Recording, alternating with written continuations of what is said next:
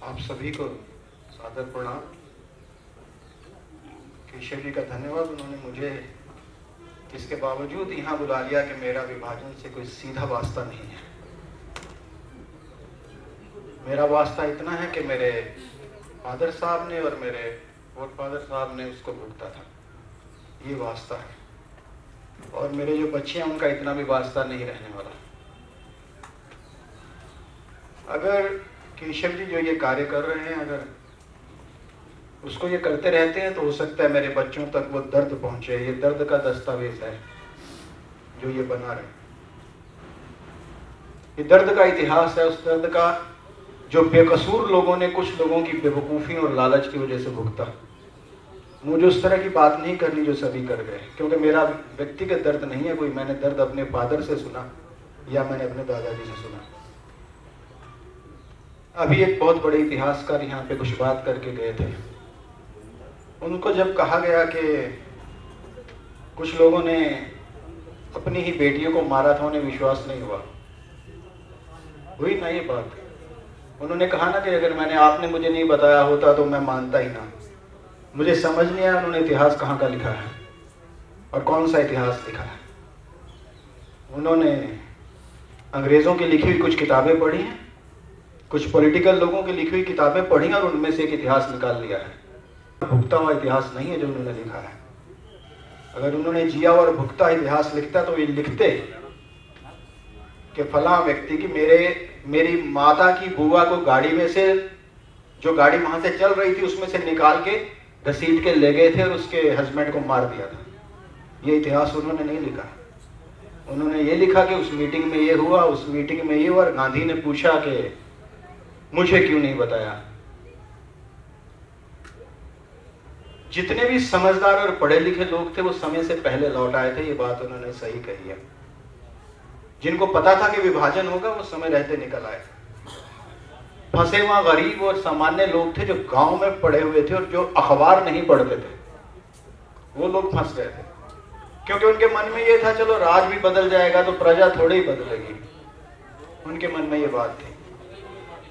तो केशव जी जो ये कार्य कर रहे हैं, मुझे याद है 2-3 बरस पहले इन्होंने मेरे से डिस्कस किया था कि मैं ये काम करना चाहता हूँ। छोटा सा इंटरव्यू किया था और मैंने कहा था छोड़ो यार, इसमें क्या रखा है, अब देश बदल गया, अब हम लोग यहाँ के हो गए, अब यहाँ की बातें करें। लेकिन धीरे धीरे जब इनका ये बढ़ता गया तो मुझे लगा कि ये कुछ खास चीज हो रही है। अभी कुछ ही दिन पहले मैंने पाकिस्तान में भी केशव जी जैसा काम करने वाले लोग हैं, उनकी भी फिल्में यूट्यूब पे रहती हैं। तो मैं अचानक मेरे समक्ष एक फिल्म आ गई जिसमें बद्दो की गोसाई एक जगह है, उसका जिक्र था। तो मेरे जो मौसी हैं वो बद्दो की गोसाई की थी। तो मैं उसे देखने लग गया। देखने इसलिए लग गया कि जो बद्दो की गोसाइयां गांव है उसके अंदर एक वो मंदिर दिखा रहे थे वो महोदय, जिसकी आज क्या हालत है, वो बिल्कुल खंडर टाइप पड़ा था। तो मेरी उसके अंदर थोड़ी रुचि जाग गई। मुझे लगा कि एक ऐसी चीज जो मेरे जीन्स में है, जो दर्द पीढ़ियों से मैं सुनता आ रहा हूं, जिसकी वजह से मैं इसे देखने लगा हूं, तो वो उस जमीन से कट नहीं सकता है व्यक्ति। यहाँ बहुत कम ऐसे लोग हैं जिन्होंने प्रैक्टिकली उस दर्द को महसूस किया। वो सुनने वाले ज्यादा हैं यहाँ पे सारे। जिनकी उम्र 70 साल से कम है उन्होंने सुना है, उन्होंने अनुभव थोड़ी किया है।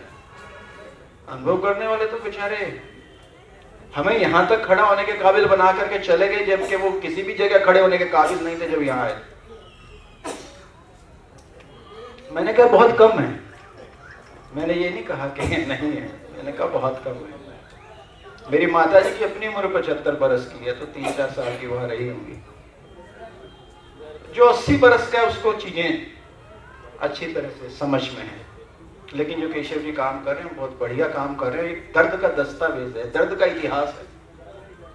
देश कैसे बना, कैसे टूटा। आप अगर किसी राजनीतिक और इतिहासकारों की बात पढ़ेंगे तो वो जहां पे किसी बड़े आदमी के ऊपर लांछन लगता है ना, उसे छोड़ देते हैं। वो नाम नहीं बताएंगे कि किस व्यक्ति ने क्या कहा था, वो छोड़ देते हैं।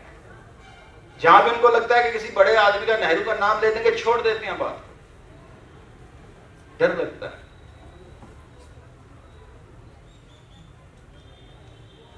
क्यों अभी राणा प्रताप गंदौरी जी ने आवाज उठाई थी, बात की थी अपने के हम भाषा भूल रहे हैं अपनी, हमें कॉम्प्लेक्स में नहीं रहना चाहिए। 70 साल बाद भी अगर कोई लीडर आपको ये बोलता है ना कि मैं आपको वहां डाल दूंगा जहां से आप निकले थे, रेफ्यूजी बोल के, तो समझ आ जानी चाहिए कि क्यों डरता है आदमी अपनी भाषा बोलते हुए। तब समझ आती है। एक व्यक्ति एक गठड़ी उठा करके लाता है जिसमें 2 रोटी भी नहीं होती, और उनके सिर पे जीवन जीने की आशा करता है जो उसके लिए नए हैं। नई जगह उसे फेंक दिया जाता है। अपनी मर्जी से कोई नहीं आया था, ऐसे फेंक दिए गए थे लोग। सिर्फ इसलिए फेंक दिए गए थे वो हिंदू धर्म के लोग थे और धर्म आधार के विभाजन हुआ था।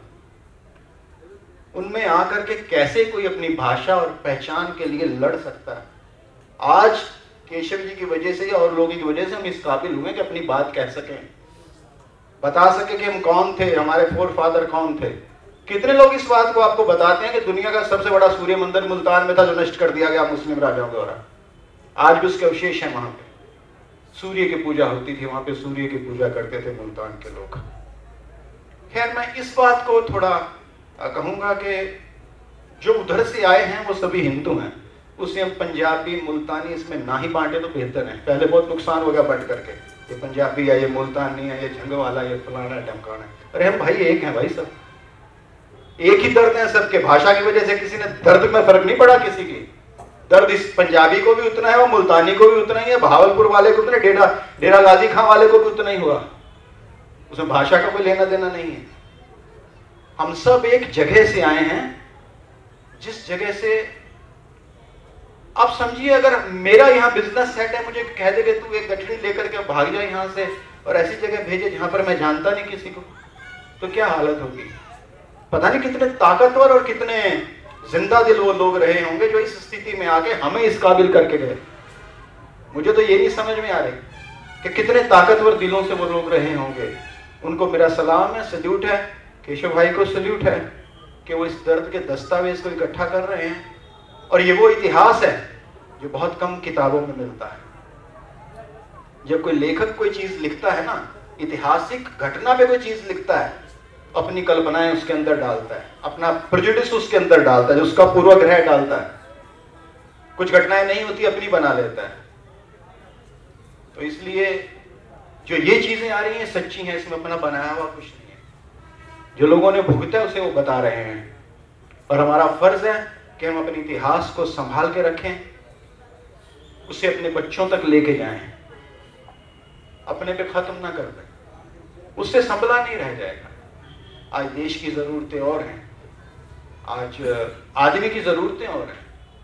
वहां से हम लोग इकट्ठे हो गए। आज तो जो हमारे बच्चे हैं वो देश में रहते ही नहीं, विदेश में चले गए। उनको ना मुल्तानी का पता, ना पंजाबी का पता, हिंदी का भी पता नहीं। उनको अंग्रेजी का पता है जो उन्हें रोटी देती है।